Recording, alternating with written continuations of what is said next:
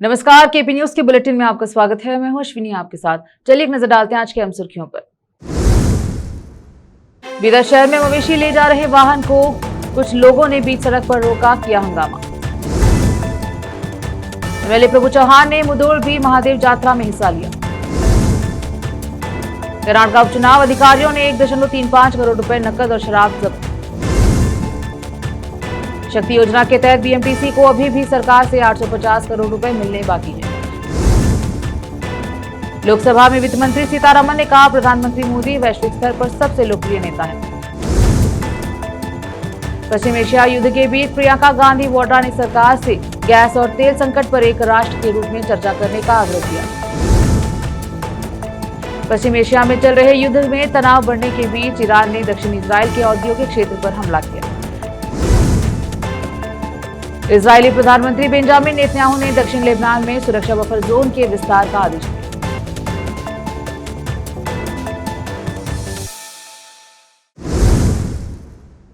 समाचारों का सिलसिला शुरू करते हुए देखते हैं समाचार विस्तार से। बीदर शहर में रविवार रात को शहर के ब्रह्मगुंडेश्वर चौक के समीप एक वाहन जिसमें किसान अपने बैलों को लाद कर ले जा रहे थे, उस वाहन को रोड पर रोका गया और हंगामा किया गया।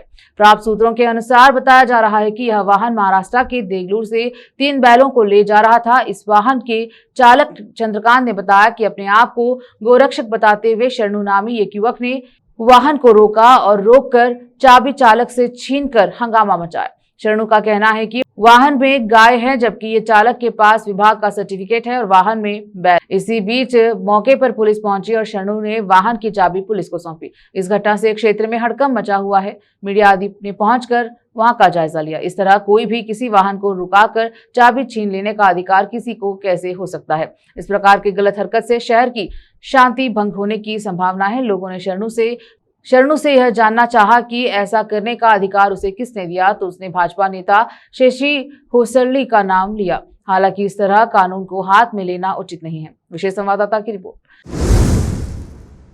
पूर्व मंत्री और औराद विधानसभा क्षेत्र के एमएलए प्रभु बी चौहान ने 29 मार्च को कमलनगर तालुके के मुधोल बी गांव में हुए महादेव मंदिर के यात्रा महोत्सव में हिस्सा लिया। इस मौके पर उन्होंने कहा कि महादेव यात्रा हमारी सांस्कृतिक विरासत का प्रतीक है और ग्रामीण इलाकों के लोगों में भक्ति, एकता और संस्कृति बढ़ाने में अहम भूमिका निभाता है। ऐसे मेले पवित्र मंच होते हैं जहां समाज के सभी वर्गों के लोग एक साथ लाते हैं। महादेव की महिमा अपार है और ये दयालु भगवान है जो अपने भक्तों की समस्याओं का समाधान करते हैं। सिर्फ एक बिल्व पत्र से खुश होने वाले भोलेनाथ हमेशा अपने भक्तों की प्रार्थना सुनते हैं। महादेव हमेशा उन लोगों पर कृपा करते हैं जो सच्चाई, धर्म और शांति के रास्ते पर चलते हैं। उन्होंने कहा कि महादेव की पूजा करने से मन को शांति और जीवन में हिम्मत मिलती है। यह खुशी की बात है कि मुधोल भी गांव वाले कला, संस्कृति और विरासत को लेकर बहुत चिंतित हैं और बहुत ध्यान और शान से मेले का आयोजन कर रहे हैं। मैं भी 17 सालों से लगातार इसमें हिस्सा ले रहा हूं। उन्होंने तारीफ करते हुए कहा कि यह सच में मिसाल है कि गांव वाले हमारी सनातन परंपरा को आगे बढ़ा रहे हैं। अलीम पाशा की रिपोर्ट। रोकते हैं समाचारों का सिलसिला, लेते हैं छोटा सा ब्रेक।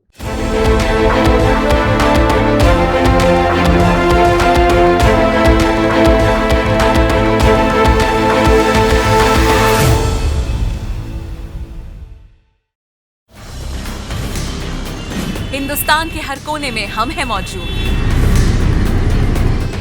24 घंटे हालात पर गहरी नजर, खबरों से जुड़े चुपते सवालात,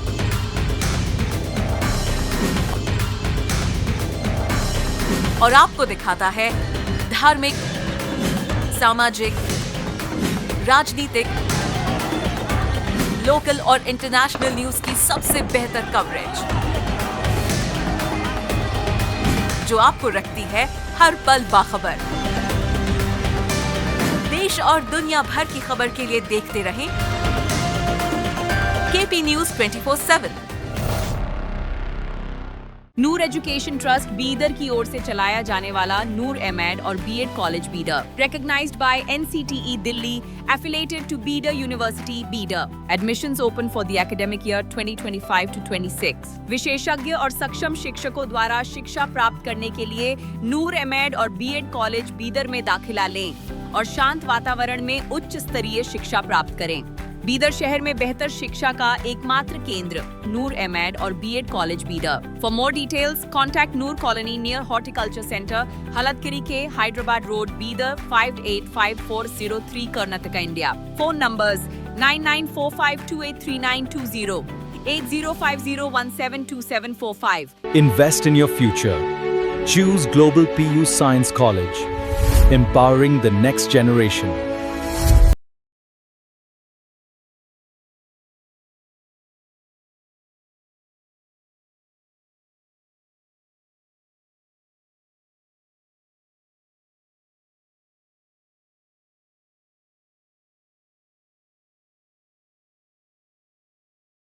Study techniques to boost your learning.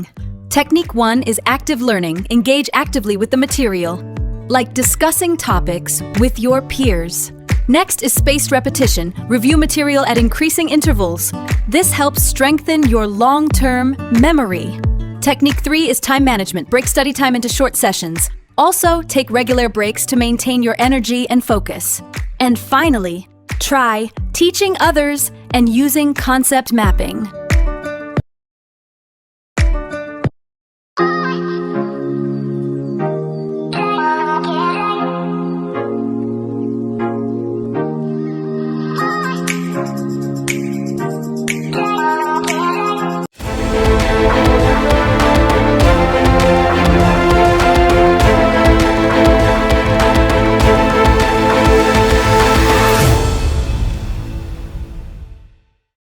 Break के बाद स्वागत है आपका। देखते हैं समाचार। चुनाव अधिकारियों ने रविवार तक बागलकोट और दावणगेरे दक्षिण उपचुनाव क्षेत्रों से 1.35 करोड़ रुपए मूल्य की नकदी शराब और अन्य सामग्री जब्त की। कर्नाटक के मुख्यमंत्री निर्वाचन अधिकारी कार्यालय द्वारा जारी एक प्रेस विज्ञप्ति के अनुसार राज्य निगरानी टीमों, एसएसटी और पुलिस ने नकदी शराब और अन्य सामग्री की जब्ती के संबंध में 53 प्रथम सूचना रिपोर्ट एफआईआर दर्ज की है। आबकारी विभाग ने 22 जघन्य अपराध के मामले और लाइसेंस की शर्तों के उल्लंघन के 16 मामले दर्ज किए हैं। रविवार दोपहर 3:24 पर विगिल पर 26 शिकायतें दर्ज की गई थी। इनमें 19 शिकायतें सही पाई गई, उनका निपटारा कर दिया गया है, जबकि 7 शिकायतें झूठी पाई गई, उन्हें रद्द कर दिया गया है। राष्ट्रीय शिकायत निवारण प्रणाली पोर्टल पर कुल 62 शिकायतें दर्ज की गई हैं। इनमें से 59 शिकायतों का निपटारा हो चुका है, जबकि 3 नई शिकायतों की जांच चल रही है। Bengaluru metropolitan transport corporation BMTC राज्य सरकार की शक्ति योजनाओं के कारण एक महत्वपूर्ण वित्तीय घाटे का सामना कर रहा है। इसे लगभग 850 करोड़ रुपए की कमी का सामना करना पड़ा, क्योंकि सरकार ने महिला यात्रियों को मुफ्त बस यात्रा प्रदान करने के लिए प्राप्त होने वाले 3097.27 करोड़ रुपए में से केवल 2247.35 करोड़ रुपए की प्रतिपूर्ति की है। लगभग 3 साल पहले शुरू की गई इस योजना के तहत फरवरी 2026 तक कर्नाटक भर में महिलाओं द्वारा 680.87 करोड़ रुपए मुफ्त बस यात्रा दर्ज की गई है। 62 करोड़ यात्राएं बीएमटीसी द्वारा प्रदान की गई हैं। ये आंकड़े हाल ही में विधान परिषद एमएलसी एचएस गोपीनाथ द्वारा उठाए गए एक प्रश्न के जवाब में जारी की गई हैं, जिसमें महिलाओं द्वारा की गई मुफ्त बस यात्राओं और सरकार द्वारा टिकट किराए की प्रतिपूर्ति का विवरण मांगा गया था। वर्षवार आंकड़ों से पता चलता है कि वित्तीय बोझ लगातार बढ़ा है, लेकिन प्रतिपूर्ति उस अनुपात में नहीं बढ़ी है। सरकार ने स्वीकार किया है कि योजना शुरू होने से पहले बीएमटीसी वित्तीय संकट में थी और उस पर 1383.86 करोड़ रुपए का कर्ज था। ईंधन कंपनियों का बकाया भुगतान, भविष्य निधि की देनदारियां आपूर्तिकर्ताओं को देय राशि ने स्थिति को और भी जटिल बना दिया है। इसके अलावा डीजल की बढ़ती कीमतें, कर्मचारियों के वेतन में संशोधन और रखरखाव लागत में वृद्धि ने बाद में समय में परिचालन बोझ को और बढ़ा दिया, परिषद ने यह बताया गया।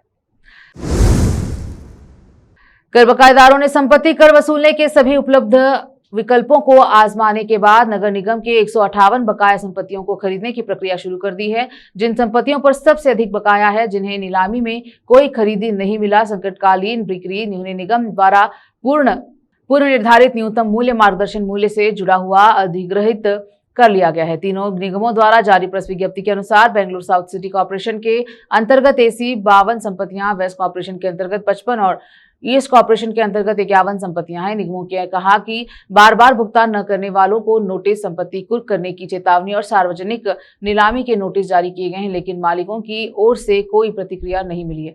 जिन मामलों में वसूली के सभी उपाय आजमा लिए गए हैं और नीलामी बार बार विफल रही है, उनमें नगर निगम अधिसूचना न्यूनतम मूल्य पर बकाया संपत्ति खरीद लेंगे। ऐसा संपत्तियों की खरीद और लंबित संपत्ति पर जुर्माना, ब्याज और प्रशासनिक लागतों की वसूली के बाद शेष राशि मालिकों को हस्तांतरित कर दी जाएगी। संपत्तियां बिना किसी भार के नगर निगम के स्वामित्व में आ जाएंगी और स्वामित्व अभिलेखों को अद्यतन कर दिया जाएगा।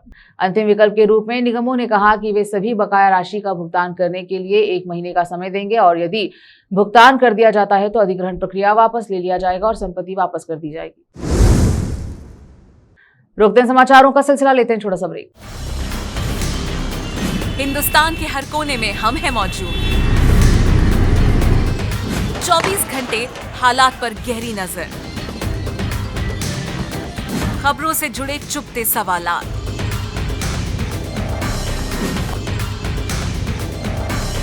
और आपको दिखाता है धार्मिक, सामाजिक, राजनीतिक,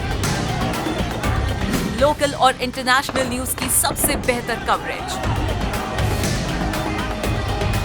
जो आपको रखती है हर पल बाखबर। देश और दुनिया भर की खबर के लिए देखते रहें केपी न्यूज 24/7। ब्रेक के बाद स्वागत है आपका, देखते हैं समाचार। लोकसभा में विपक्ष सांसदों और वित्त मंत्री निर्मला सीतारामन के बीच अमेरिकी डॉलर के मुकाबले भारतीय रुपए की लगातार गिरती कीमतों को लेकर तीखी बहस छिड़ गई है। दोनों पक्षों की ओर से तीखी नोकझोंक और आलोचनाओं के बीच आलोचकों ने सरकार से आर्थिक प्रबंधन को लेकर सवाल किए, जबकि सीतारामन ने नीतिगत फैसलों और व्यापक बृहद आर्थिक बुनियादी बातों का बचाव किया। इस बहस ने संसद में राजनीतिक तनाव को उजागर किया है, क्योंकि वैश्विक दबाव का भारत की मुद्रा और बाजारों पर असर पड़ रहा है और आर्थिक अनिश्चितताएं बनी हुई है। प्रधानमंत्री मोदी के बयान पर कांग्रेस सांसद प्रियंका गांधी वाड्रा ने कहा कि पूरा केरल जानता है कि गठबंधन किसके बीच है। प्रधानमंत्री चाहे कुछ भी कहे, सच्चाई सबको पता है। उन्होंने आगे कहा कि हम पश्चिम एशिया संघर्ष पर बहस की मांग कर रहे हैं, क्योंकि हम पूरा देश संकट में है। पेट्रोल सिलेंडरों की कीमतें बढ़ गई हैं और चुनौतियां बढ़ती जा रही हैं। युद्ध जैसे मुद्दों पर राजनीति करना उचित नहीं है, लेकिन हम बढ़ती चुनौतियों का समाधान चाहते हैं, इसलिए हम बहस चाहते हैं। सरकार को अपनी तैयारियों के बारे में स्पष्ट होना चाहिए, ताकि हम आगे की रणनीतियों पर एकजुट होकर काम कर सकें। राज्यसभा जाने के लिए नीतीश कुमार के बाहर एमएलसी पद से इस्तीफा देने पर बिहार के विपक्ष के नेता आरजेडी नेता तेजस्वी यादव ने कहा कि हम शुरू से कहते आ रहे हैं कि चुनाव के बाद नीतीश कुमार बिहार के मुख्यमंत्री नहीं रहेंगे। इसे महाराष्ट्र की स्थिति का नाम देकर पेश किया गया और उन्हें थोड़े समय के लिए मुख्यमंत्री बने रहने दिया गया। अब उन्हें भाजपा के लोग हटा रहे हैं। भाजपा ने नीतीश कुमार और बिहार की जनता को धोखा दिया है। भाजपा ने कथनी और करनी में बहुत बड़ा अंतर है।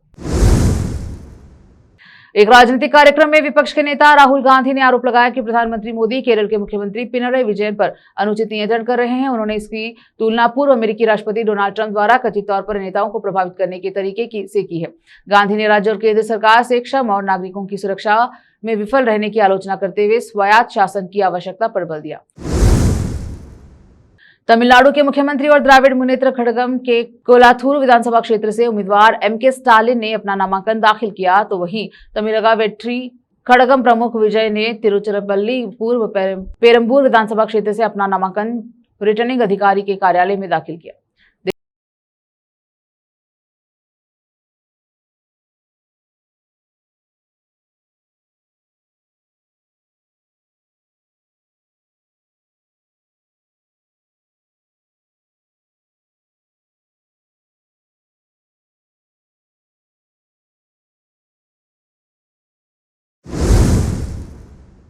रोकते हैं समाचारों का सिलसिला, लेते हैं छोटा सा ब्रेक। हिंदुस्तान के हर कोने में हम हैं मौजूद। 24 घंटे हालात पर गहरी नजर, खबरों से जुड़े चुपते सवालात,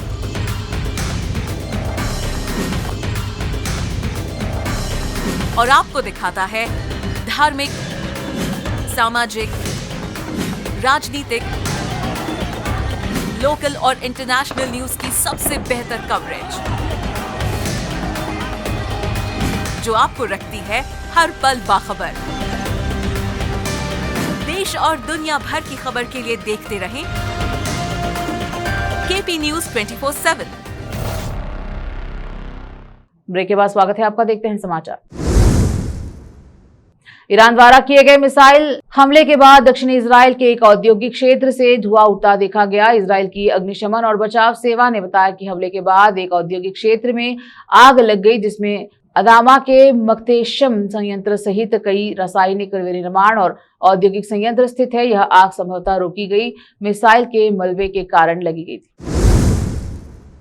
इजरायली प्रधानमंत्री बेंजामिन नेतन्याहू ने रविवार 29 मार्च को कहा कि सेना को दक्षिणी लेबनान में मौजूद सुरक्षा बफर जोन को और बढ़ाने का निर्देश दिया गया। वहां की सुरक्षा स्थिति में आमूलचूल परिवर्तन करने का संकल्प लिया गया। उत्तरी कमान से जारी एक वीडियो बयान में नेतन्याहू ने कहा कि मैंने मौजूदा सुरक्षा क्षेत्र को और बढ़ाने का निर्देश दिया है। हम उत्तर में स्थिति आमूलचूल रूप से बदलने के लिए दृढ़ संकल्पित हैं। लेबनानी सीमा पर इजरायल सेना की मौजूदगी देखी गई। रविवार को इससे पहले इजरायली प्रधानमंत्री बेंजामिन नेतन्याहू ने कहा कि सेना को दक्षिणी लेबनान में मौजूदा सुरक्षा बफर जोन को बढ़ाने का निर्देश दिया गया। वहां की सुरक्षा स्थिति में मौलिक बदलाव लाने का वादा किया।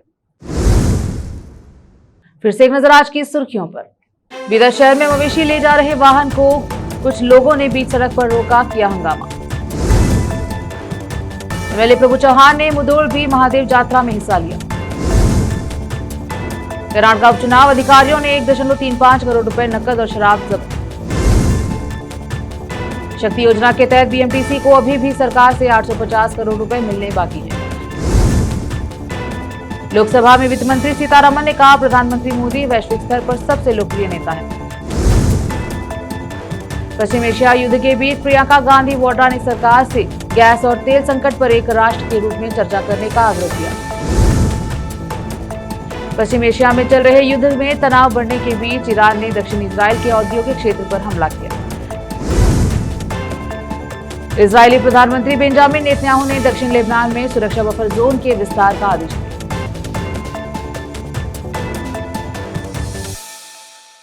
केपी न्यूज के बुलेटिन में अब तक के लिए इतना ही। देश विदेश और स्थानीय समाचारों के लिए केपी न्यूज 24/7 को लाइक, शेयर, सब्सक्राइब जरूर करें। धन्यवाद।